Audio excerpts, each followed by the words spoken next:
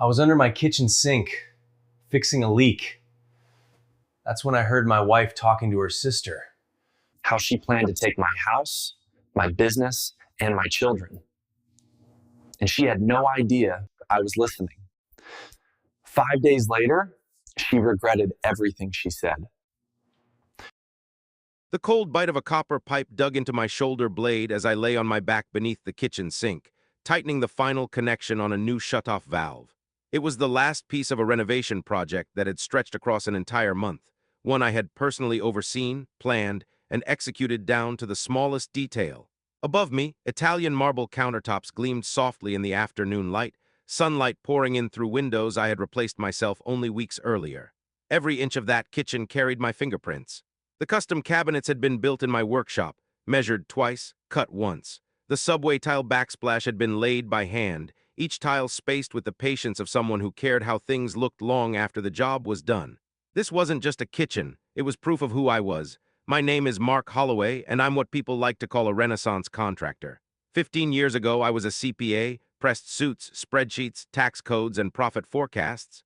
I was good at it too, but somewhere along the way, I realized I hated spending my life moving numbers that never lasted. I wanted to build things that stayed put, things you could touch, things that mattered. So I traded spreadsheets for sawdust and founded Holloway Construction, specializing in high-end residential work for clients who valued craftsmanship over shortcuts. The irony wasn't lost on me that my background in finance made me the only contractor in town who actually understood margins, depreciation, and tax exposure. I didn't just build beautiful homes, I knew exactly what they were worth. The front door creaked open, that familiar squeak still sitting on my never-ending honeydew list. Nicole's voice floated into the kitchen, followed closely by the sharp, unmistakable click of heels I instantly recognized as belonging to her sister, Vanessa. "Mark's still working on that sink," Nicole said. Her tone carried that familiar blend of pride and impatience, the one she used whenever she talked about my projects. "He's been obsessing over every detail for weeks." I smiled faintly to myself and adjusted my wrench. Obsessing was her word for perfectionism. After 12 years of marriage, I'd learned to translate Nicole's vocabulary fluently. She questioned the process, but she loved the results. She always had. "You were always lucky to find someone so handy," Vanessa replied, her voice closer now. I heard the refrigerator door open, followed by the clink of wine glasses being pulled from the cabinet directly above my head. Lucky. That was Vanessa's way of reducing an entire marriage to chance, pretending Nicole and I hadn't built something solid together. Vanessa had never believed in partnerships. To her, marriage was a transaction, a temporary arrangement until something better came along. 3 divorces had done nothing to challenge that worldview. The wine bottle opened with a soft pop. Liquid poured. Tuesday afternoon wine wasn't unusual for Nicole. She worked in pharmaceutical sales, entertaining clients with lunches that blurred into afternoons. Her territory covered half of Texas, and her commission checks reflected that success. "So," Vanessa said, lowering her voice into what she probably thought passed for a whisper, "have you told him you're moving out next month?" My wrench froze mid-turn. "No," Nicole replied immediately. "I need to lock in the promotion first. Once that's secured, I can take half the accounts. The timing has to be perfect." The copper pipe pressed colder against my neck. I didn't move, I didn't breathe. Years earlier, during a brief stint in the Army Reserve, I'd learned how to control my breathing under pressure. That training came back to me now. The cabinet space was cramped, my knees jammed against the back wall, but I'd never been more grateful for the awkward angle that kept me hidden. "But Mark's not stupid," Vanessa continued. "He handles all your finances, doesn't he? Won't he notice if you start moving money around?" Nicole laughed. I'd heard that laugh thousands of times, but never like this. It was sharp, calculated, almost predatory. "That's the beauty of it," she said. "He trusts me completely, and I'm not talking about our joint accounts. I mean my client accounts. When I get promoted to regional manager, I'll control the entire Southwest territory. I'll transfer my best clients to a new company and take them with me." "That's brilliant," Vanessa said, admiration clear in her voice. "But what about the house? You built it together." "We built it with my money," Nicole corrected. "My commissions paid for most of it. Mark contributed labor, but labor doesn't equal ownership in divorce court. My lawyer says I can claim at least 60% of the property value." The wrench slipped slightly in my sweaty hand. I fought the urge to crawl out from under the sink and confront them, but something held me there, maybe my CPA instincts, maybe sheer survival telling me to listen, to learn. "What about custody?" Vanessa asked. "Lily and Emma adore Mark. They're 12 and 10, Nicole said dismissively. They'll adapt. Besides, Mark travels for work. I'll argue that I'm the more stable parent. Courts favor mothers anyway. My stomach dropped. I pictured my daughters upstairs, probably doing homework, believing their family was as solid as the house we'd built together. Lily, my serious 12-year-old, who spent weekends in my workshop learning to use power tools with the same focus she applied to her math homework. Emma, 10 years old, still young enough to believe families didn't break. The promotion interview is next Friday, Nicole continued. Once that's done, I'll file the papers. Mark will be blindsided. He still thinks we're planning that anniversary trip to Italy. Vanessa laughed softly. You've thought of everything. What about his reaction? He's not exactly the type to roll over. Nicole's voice carried smug certainty. He's a contractor, not a lawyer. He'll hire some local attorney who'll tell him to be reasonable. By the time he realizes what's happening, I'll already be gone. He'll be lucky to keep the workshop. The workshop, my sanctuary. The place where I'd built every custom piece in this house, where I'd taught my daughters that working with your hands mattered, where sawdust and silence had always given me peace. You should see his face when he talks about that stupid workshop, Nicole continued. Like it's some sacred temple, losing it will destroy him. But that's what happens when you marry someone more ambitious than you. They kept talking about attorneys, timelines, social fallout, dismantling my life with casual efficiency. Only when the front door finally closed and Nicole's car pulled away did I crawl out from under the sink. The kitchen looked exactly the same, but everything had changed. I sat on the cold kitchen floor for a long time, my back against the cabinet I had just repaired, staring at the flawless work in front of me. The silence pressed in from all sides. The irony of it all was almost laughable, if it hadn't hurt so much. I had spent the last month obsessing over every detail of this renovation, refining every edge, polishing every surface, determined to make this kitchen perfect. Not for me, for Nicole. A space where she could entertain clients, host polished dinner parties, and impress people who mattered to her career. All the while, she had been quietly planning to take it all away. My phone vibrated in my pocket, the sudden buzz slicing through my thoughts. I pulled it out and glanced at the screen, running to grocery store, dinner at 7 o'clock, love you. I stared at the message longer than necessary. Love you. 2 words that had anchored our marriage for 12 years. 2 words that now felt hollow, either an outright lie or a cruel joke delivered with perfect timing. I didn't reply. I just let the phone slip back into my hand and sat there, breathing slowly, trying to keep my emotions from boiling over. Eventually, I pushed myself up. My knees protested after being folded under the sink for so long, and I welcomed the dull ache. Pain grounded me. The kitchen looked immaculate. Clean lines, warm light, every surface exactly where it should be. It was the kind of space that could end up in a magazine spread, or worse, photographed for a real estate listing. I walked down the hallway to my workshop, the familiar scent of wood and oil wrapping around me like a protective barrier. I pulled a yellow legal pad from the drawer and set it on my workbench. Then I began to write, not accusations, not emotional rambling, not anger, just facts. Numbers, timelines, assets, contributions. If Nicole thought she could play games with our finances and our family's future, she had seriously underestimated who she was dealing with. She'd made one critical mistake, one that would cost her dearly. She'd forgotten that her handy husband wasn't just a contractor who understood money. I was a CPA who happened to be very, very good with tools. The next morning, my alarm went off at 5:30, same as always. I made coffee and reviewed the notes I'd written the night before, my mind clearer than it had been in weeks. Nicole slept beside me peaceful, her blonde hair fanned across the pillow. She looked exactly like the woman I'd fallen in love with 13 years earlier, the woman who had supported my leap from accounting into construction, who had celebrated every successful project, who proudly introduced me at neighborhood barbecues as my brilliant husband who can build anything. Looking at her now, I understood something painful but important. Those moments had been real. Her loyalty had not. And I had 5 days before her promotion interview, 5 days before she made her move. 5 days to make sure that when Nicole's carefully choreographed plan unfolded, she'd discover her stupid contractor husband had been several steps ahead the entire time. I dressed quietly and went downstairs to start breakfast. Tuesday mornings meant pancakes, a tradition I'd started when the girls were small and never broken. Lily came down first, already dressed for school, her dark hair pulled back in the neat ponytail she preferred. "Morning, Dad," she said, sliding onto one of the bar stools I'd built for the island. "Mom said you fixed the sink yesterday." "All done," I replied, flipping a pancake with more care than usual. Everything felt sharper now. More deliberate, no more leaks. Emma bounced down the stairs moments later, mismatched socks, boundless energy, and a smile bright enough to light the room. Pancakes, you're the best dad ever. The best dad ever. Those words landed differently now, knowing someone was quietly preparing to limit my access to the two people who mattered more than anything else in my life.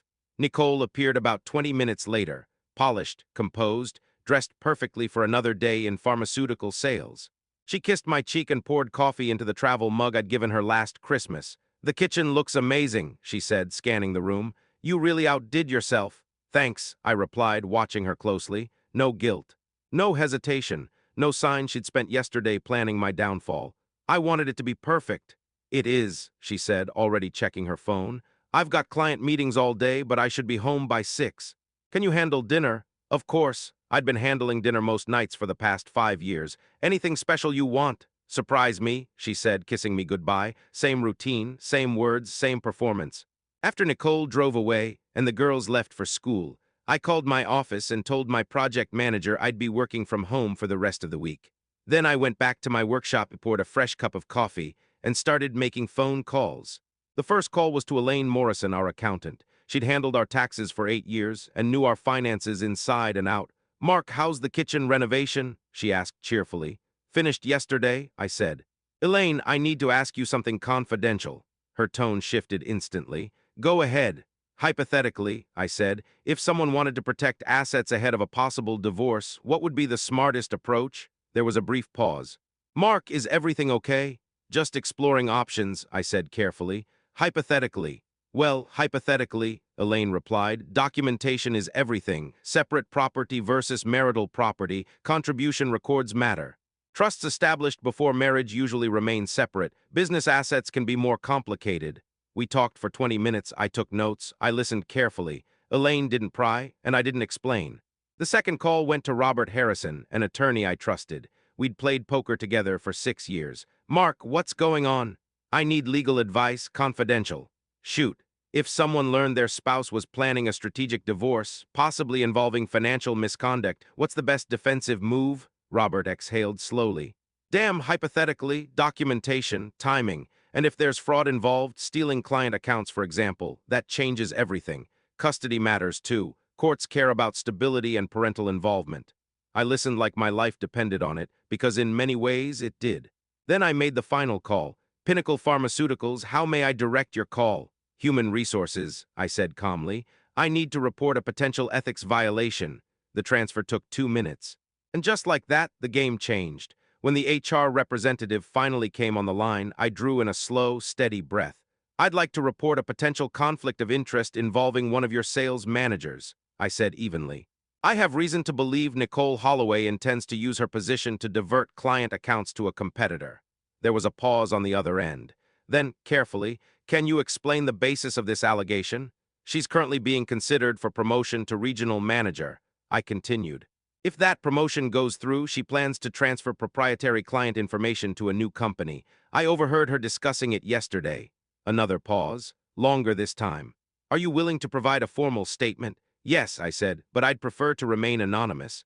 I hesitated, then added quietly, "This involves my wife."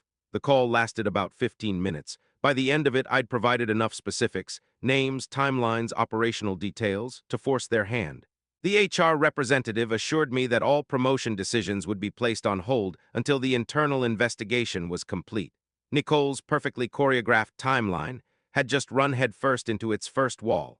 I spent the remainder of the day buried in financial records, combing through 12 years of shared and not-so-shared history. I documented everything: the house, the workshop, the girls' college funds, facts, paper trails, proof. That evening, Nicole came home while I was cooking dinner, humming softly to the radio. She looked exhausted but satisfied. "Good day?" I asked, stirring the pasta sauce. "Very good," she said, slipping off her heels. "I think the promotion interview on Friday is going to go really well." "I hope so," I replied, meaning it in ways she couldn't possibly hear. "You deserve everything that's coming to you." She smiled and kissed my cheek. "You're the best husband ever." Best husband ever. Best dad ever. Funny how people planning betrayal always leaned so heavily on superlatives. Thursday morning brought the first visible fracture. Nicole came downstairs distracted, her eyes glued to her phone. She checked it again and again. "Everything okay?" I asked, pouring coffee into her travel mug. "It's strange," she said slowly. HR just called.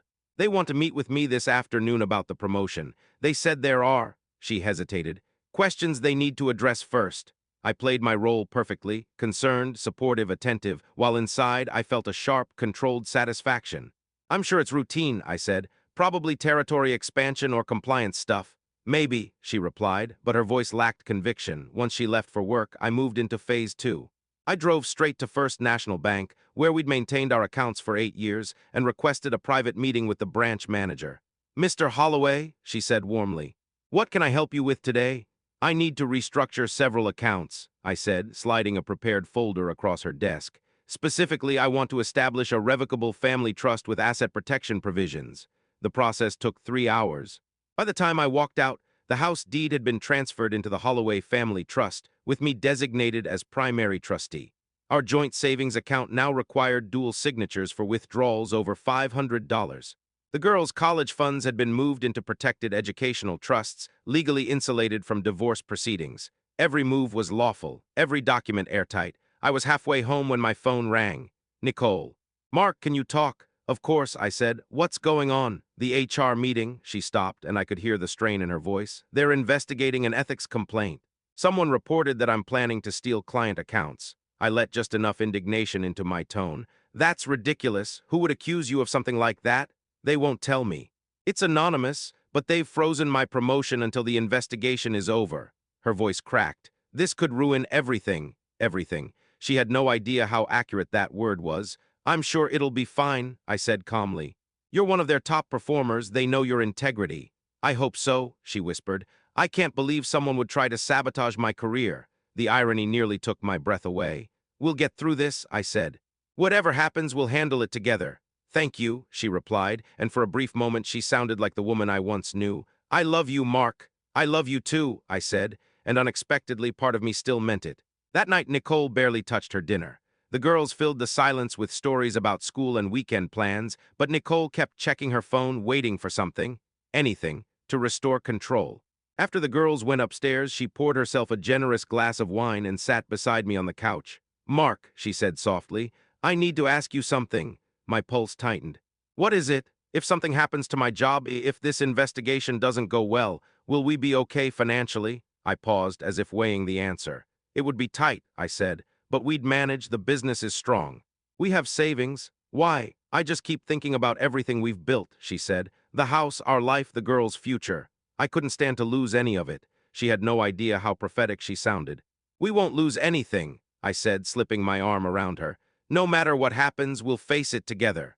She leaned into me, and for a fleeting second, I remembered why I had loved her so deeply, before ambition eclipsed loyalty, before calculation replaced partnership. Friday arrived gray and drizzly, perfectly matching Nicole's mood. She hadn't slept. Neither had I. I don't even know if I should go to this interview, she said, staring at herself in the bathroom mirror. How can I interview while I'm under investigation? You have to, I said. Show them you believe in your integrity. She nodded, though her hands trembled as she applied her makeup. The woman who once dominated boardrooms was unraveling because someone had disrupted her plan. After she left, I called Robert Harrison. How are you holding up? He asked. Better than expected, I said. I need to ask about timing. Hypothetically, if someone files for divorce while their spouse is under investigation for workplace ethics violations, how does that play out? Robert didn't hesitate. It plays out very badly for the spouse under investigation. Courts don't look kindly on situations like that, Robert explained. When one party is facing possible criminal exposure or professional sanctions, it raises serious red flags. It suggests poor judgment, questionable moral character. And if the investigation uncovers intent to commit fraud? I asked. That would be catastrophic in a divorce, he replied without hesitation. It would be seen as evidence of dishonesty and financial recklessness. Asset division, custody arrangements, spousal support, everything would be affected. I paused, then asked the question I'd been circling all morning. Hypothetically, when would be the smartest time to file? Immediately after the investigation concludes, Robert said. Assuming it goes badly for your wife. The timing matters. It shows you're responding to newly revealed information about her character, not acting out of spite. I spent the rest of the morning preparing documents I had never imagined needing. Divorce filings, detailed asset inventories, preliminary custody petitions, every piece of legal armor required to protect myself, and more importantly, my daughters, from the fallout of Nicole's betrayal. At exactly 3 o'clock, my phone rang. Nicole. "Mark," she said, her voice oddly flat, "I need you to come get me." "What happened?" "They fired me." The words landed without emotion, like she'd already gone numb. "The investigation found evidence that I was planning to violate my non-compete agreement. They terminated me effective immediately." "I'm on my way," I said. I found her sitting alone in the Pinnacle Pharmaceuticals parking lot. Shoulders slumped, looking smaller than I'd seen her in years. She climbed into my truck without a word, staring straight ahead as I pulled onto the road. "How did they find evidence?" she asked finally. "I honestly don't know," I said. "I only reported what I overheard. I didn't give them anything tangible." "They had recordings," she said quietly. "Audio, me talking to Vanessa about client accounts. Someone was listening. Someone recorded us." My grip tightened on the steering wheel. She was closer to the truth than she realized. "Who would do something like that?" I asked. "I don't know," she said, her voice sharpening. "But I'm going to find out. And when I do, I'm going to destroy them." The woman beside me felt unfamiliar. The Nicole I'd married wouldn't have spoken about destroying people. Then again, the Nicole I'd married wouldn't have planned to steal from her employer or dismantle her family for personal gain. We drove home in silence. She was recalculating, scrambling to salvage her career and whatever remained of her plan. I was preparing for something else entirely. By the weekend, everything unraveled. Nicole spent Saturday morning on the phone with employment attorneys, turning our bedroom into a command center. Legal documents littered the bed. Her laptop glowed with job listings and case law. "They can't just fire me over an anonymous tip," she snapped into the phone. "There has to be due process." I was in the workshop, supposedly organizing tools, but really listening through the baby monitor I'd installed years ago when Emma was afraid to sleep alone. The receiver sat on my workbench, broadcasting every desperate conversation. "What do you mean, at-will employment?" Nicole's voice rose. "I've given them 8 years." Whatever the lawyer said next wasn't what she wanted to hear. "Find me something," she barked. "I don't care what it costs." By Sunday night, she'd spoken to 6 attorneys. All told her the same thing. Pinnacle had acted within their rights. She had no legal footing. That's when she called Vanessa. "I need you to come over," Nicole said. "We need to accelerate our timeline." I was reading Emma her bedtime story when Vanessa arrived. After tucking my daughter in, I positioned myself at the top of the stairs, where I could hear every word from the living room below. "This is a disaster," Nicole said. "Without the promotion, I can't access the accounts. Without a job, I can't support myself during a divorce. Maybe you should rethink this," Vanessa suggested carefully. "Mark's a good man. He'll support you while you find something else." "You don't understand," Nicole snapped. "This isn't about finding another job. Someone deliberately sabotaged my career. Someone who knew our plans." A pause. "You think Mark knows?" Vanessa asked. The silence stretched. "I don't see how he could," Nicole finally said, "but the timing is too perfect. Right before my interview, right when everything was lining up. What are you going to do?" "I'm confronting him tonight. If Mark knows something, I need to know how much." Cold flooded my veins. I slipped quietly back to our bedroom, grabbed a book, and sat in the chair by the window. Moments later, Nicole appeared in the doorway. "Mark, we need to talk." I closed the book. "Of course." "What's going on?" She sat on the edge of the bed, studying my face. "I've been thinking about the timing of this investigation. It's convenient." "Convenient how?" "Someone who knew about my promotion would know exactly when to strike. Someone close, someone with access to private information." I met her gaze without blinking. "What are you suggesting?" "I'm suggesting someone betrayed me." "Nicole," I said evenly, "you're upset. You're looking for someone to blame. But maybe you should consider that your own actions led here." Her eyes flashed. "My actions? What actions?" That was the moment. I could keep pretending or I could end it. "The conversation you had with Vanessa last Tuesday afternoon," I said quietly. "In the kitchen, while I was under the sink fixing the valve." The color drained from her face. "You were listening." "I was working," I replied. "You were plotting." She stood, fists clenched. "You ruined my career. I protected my family." "Your family?" She spat. "I'm your family." "Not according to what I heard," I said. "You were planning to steal from your employer, divorce me, take half our assets, and limit my access to my daughters." She cracked. "You had no right to interfere with my life. I had every right to protect myself and my children from your lies." "You're the liar," she shot back, "pretending to be the perfect husband while sabotaging everything I worked for." I stood. Something in my expression made her step back. "Everything you worked for," I said calmly, "was built on betrayal. You were willing to destroy our marriage, commit fraud, and use our children as leverage. The truth hung between us, heavy, irreversible, and finally spoken. I didn't do anything to you, I said evenly. I just made sure that when you finally pulled the trigger, the barrel was pointed back at you, not at us. Us, Nicole scoffed. There is no us anymore. There hasn't been for months. Then we finally agree on something. The words settled between us like a drawn blade. Nicole's face cycled through fury, pain, calculation, and then hardened into resolve. Fine, she said coldly. If this is how you want to play it, then let's play. I want a divorce, Mark. I want half of everything we built, and I want primary custody of the girls. I almost smiled.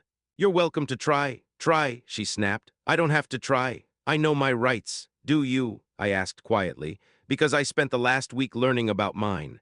I crossed the room and opened the dresser, pulling out the folder I'd prepared for this exact moment. These, I said, handing it to her, are the asset protection filings I completed on Thursday. The house is now held in trust, with provisions shielding it from fraudulent claims. Our savings accounts require dual authorization for major withdrawals. The girls' college funds are secured in educational trusts, completely untouchable in a divorce. Nicole snatched the folder, her hands trembling as she scanned the pages. You can't do this, she whispered. These documents, when did you? Thursday, I said calmly. The same day you were terminated for planning to commit fraud. She looked up at me, hatred blazing in her eyes. I'll fight this. I'll drag you into court and prove you hid assets from me. Good luck, I replied. Everything I did was legal, documented, and designed to protect what I contributed to this marriage. I stepped closer. Meanwhile, you're unemployed, under investigation, and documented as having conspired to steal proprietary information from your employer. Her breath caught. Criminal charges? Pinnacle is considering them. Your recorded conversation with Vanessa constitutes conspiracy to commit fraud. The folder slipped from her grasp, papers scattered across the floor. She stared at me like I was a stranger. Who are you? She whispered. I'm the man who spent 12 years building a life with someone I thought I knew, I said. I'm the father who refuses to let his children become leverage in their mother's war. And I'm the husband who trusted completely, until trust was no longer an option. Nicole knelt, gathering the papers with numb, mechanical movements. This isn't over, she said flatly. Yes, it is, I replied. It's been over since last Tuesday afternoon. You just didn't know it yet. She left without another word. I heard her downstairs on the phone, no doubt calling Vanessa to report the collapse of their plans. Then the front door closed. Moments later, her car pulled away. I stood at the window and watched her taillights disappear down the street, past neighbors who still believed we were the perfect family.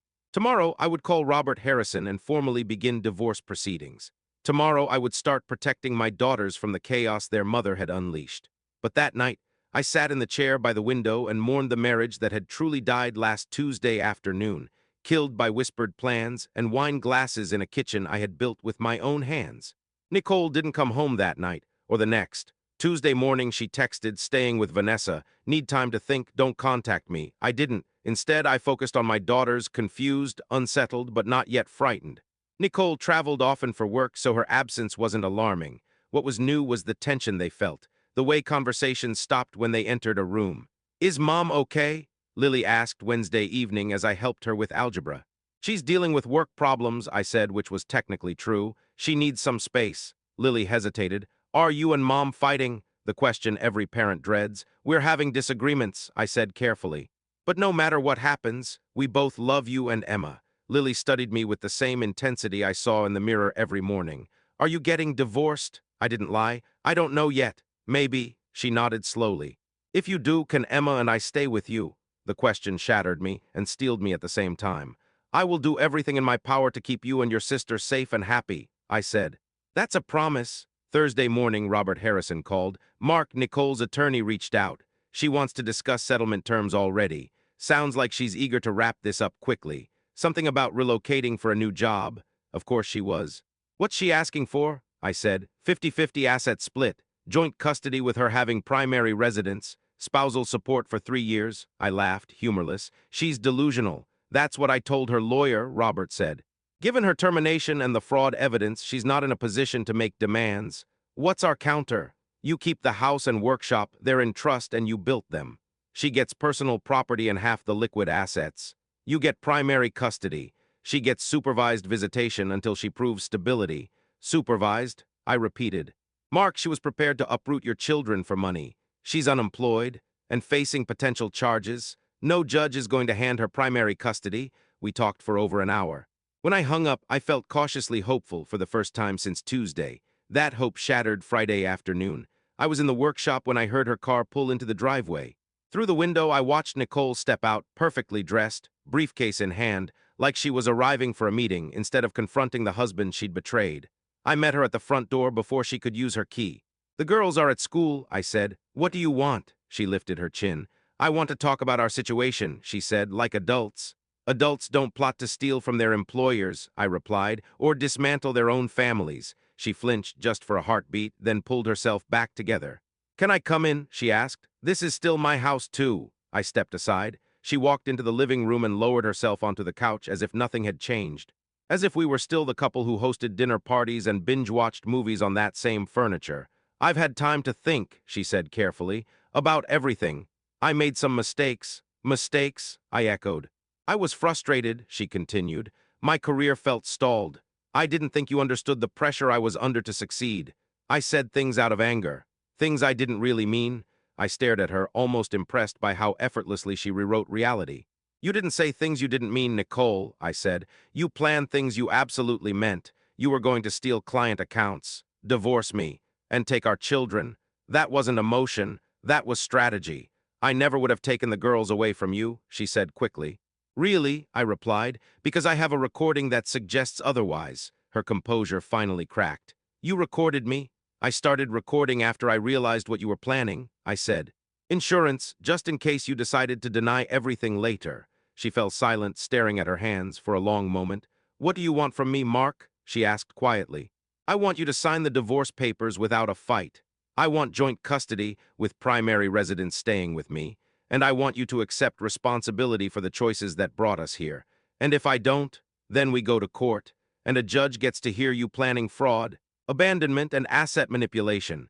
Your choice." She stood and walked into the kitchen, trailing her fingers across the marble countertops I'd installed. "I did love you," she said softly, "at the beginning.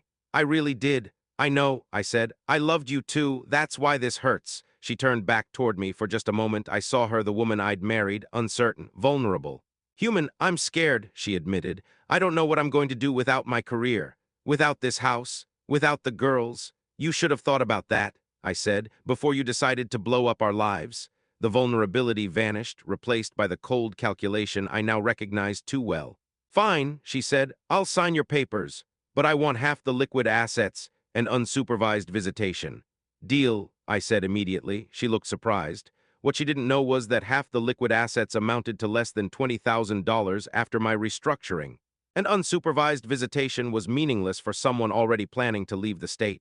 We shook hands like business partners closing a transaction, which in the end is exactly what our marriage had become. Nicole left that afternoon, and I never saw her again as my wife. The divorce was finalized 6 weeks later, exactly as agreed. She took her portion of the liquid assets, packed her personal belongings, and moved to Arizona for a pharmaceutical sales job that paid half of what she'd earned in Texas. The girls visited her twice, once during spring break, once during summer vacation. Both times they came home early, complaining about the cramped apartment and how often their mother worked. After the second visit, Lily asked quietly, "Do we have to keep going?" "Your mom loves you," I said, "but if you're uncomfortable, we can talk about other options." We never did. Nicole stopped asking. 6 months after the divorce, a letter arrived from Pinnacle Pharmaceuticals' legal department. They weren't pursuing criminal charges, but they were filing a civil suit to recover damages related to her attempted theft of proprietary information. They requested my cooperation. I provided testimony, and the recordings. Pinnacle recovered enough damages to bankrupt Nicole's attempted restart in Arizona. She declared personal bankruptcy, moved back to Texas, and took a job with a small medical supply company at a fraction of her former income. The girls and I stayed in the house I built, in the neighborhood where we'd put down roots, made friends, and rebuilt what she'd tried to destroy. Lily kept helping me in the workshop, developing carpentry skills that later carried her into engineering school. Emma discovered a talent for design, sketching furniture pieces I brought to life for her friends' rooms. We were smaller but stronger. 2 years later, I met Hannah Chen at a neighborhood barbecue. She was a widow with a teenage son, a pediatric nurse who understood single parenthood without trying to control it. We moved slowly, carefully, building trust the way I build houses, foundation first, Hannah never tried to replace the girl's mother. Instead, she became what Nicole never was, a true partner. When Hannah and I married, right there in the backyard, Lily stood beside me as my best man. Emma walked Hannah down the aisle. It was a small ceremony, attended by neighbors who'd watched us rebuild from the wreckage. Nicole didn't attend. By then, she was living in Oklahoma, alone, working another medical supply job, renting a studio apartment. Sometimes I wondered if she thought about what she'd lost, not the house or the money, but the chance to watch her daughters grow up. Mostly, I didn't think about her at all. I was too busy living the life she'd tried to take from me, teaching my daughters that integrity matters more than ambition, that keeping your word matters more than getting ahead. And I was endlessly grateful that I'd been under that sink on a quiet Tuesday afternoon, standing in exactly the right place to hear the truth that freed me to build something better.